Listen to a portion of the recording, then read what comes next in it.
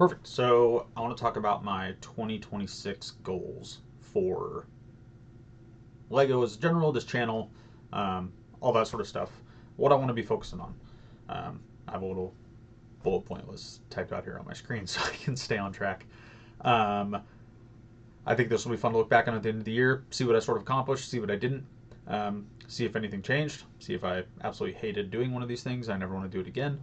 Um, this is just a fun way to structure sort of my next year.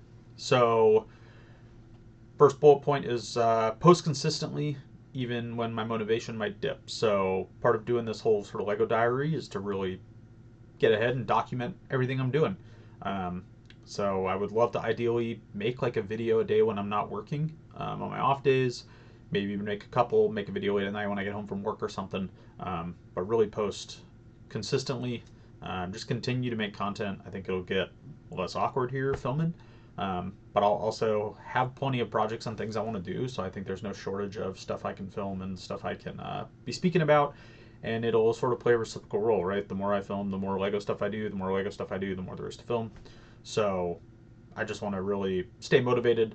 Um, I have a really bad tendency of like going full ADHD and like bouncing around to a million different hobbies, and you get really into a hobby for 2 weeks and then that fades and you jump to the next thing, and I think that adds to the chaos and can sometimes add to the stress and make you enjoy stuff less. So this is a way to really focus in on this as sort of like a primary hobby and something I can do for the year. Um, Especially with filming videos is free, and I have Lego stuff to build with that is I already own and is here, and that's free. And so being able to engage in the hobby without having to go spend money, without having to constantly feel like I need to buy new sets or do new things and spend money and do this and that, um, I'm very excited about that aspect, and I want to really lean into that.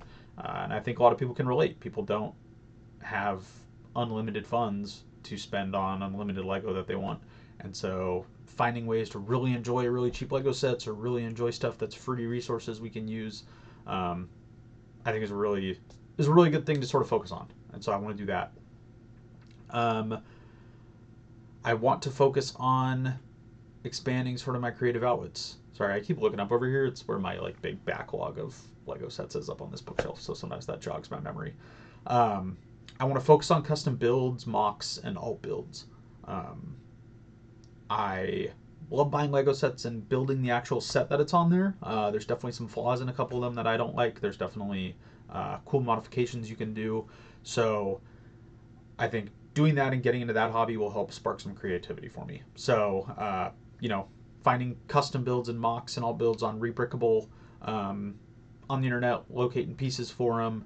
Uh, all of that is really cool to me. Building little custom scenes with little speeders and ships and stuff that Lego hasn't officially made yet uh, sounds really cool to me to do. That is a really fun, creative way I can sort of keep engaged with the community.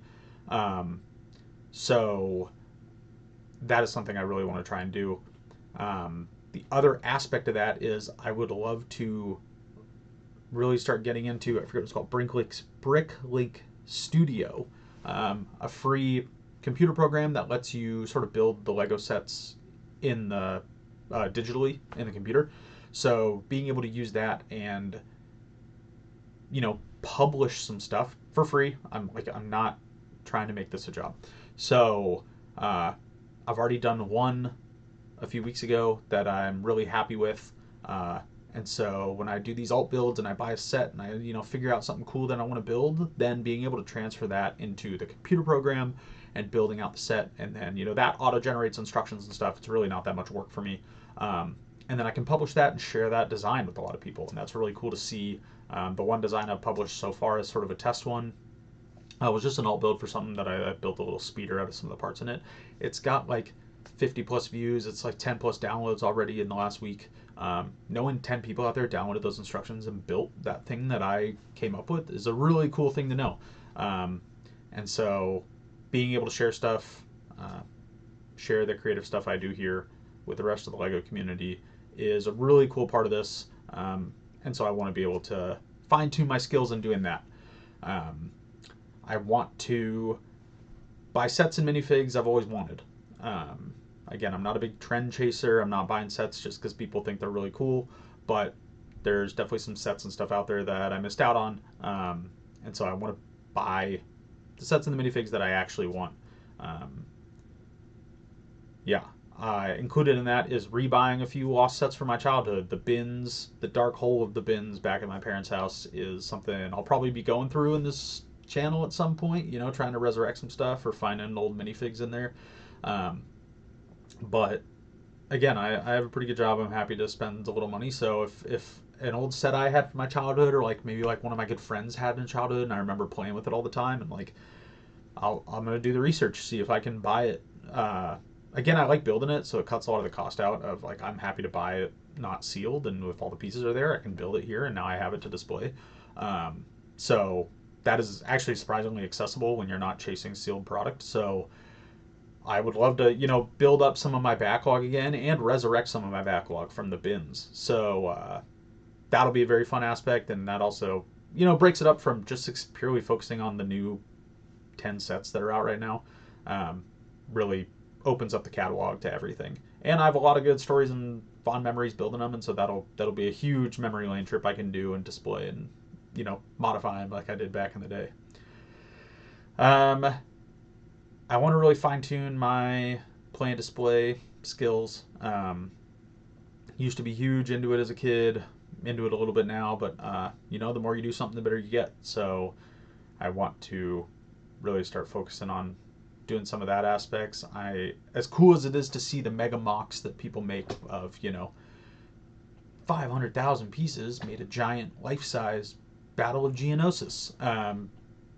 God, the thought of putting 10,000 brown bricks down just to build the base layer of the bottom just sounds like the worst nightmare to me of all time. I would much rather have a tiny little play scale diorama thing I can build and stage little minifigures in, have a little fight. It's going to feel a little cramped and messy, and that's just going to add to the joy that I feel from it. That's just my style of doing things. So really lean into that and really try and cultivate my collection to really reflect how I enjoy this set.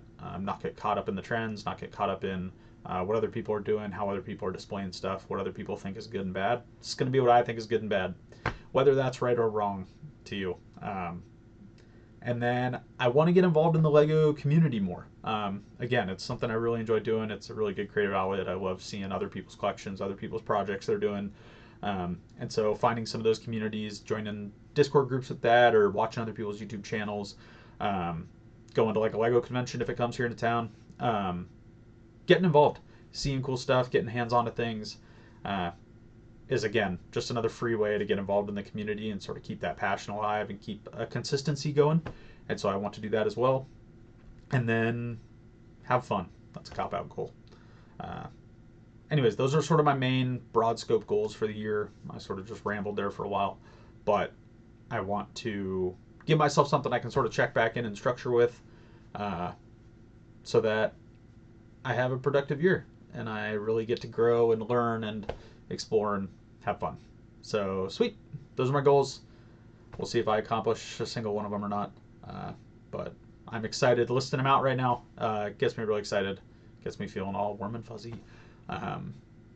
Yeah, so stay tuned.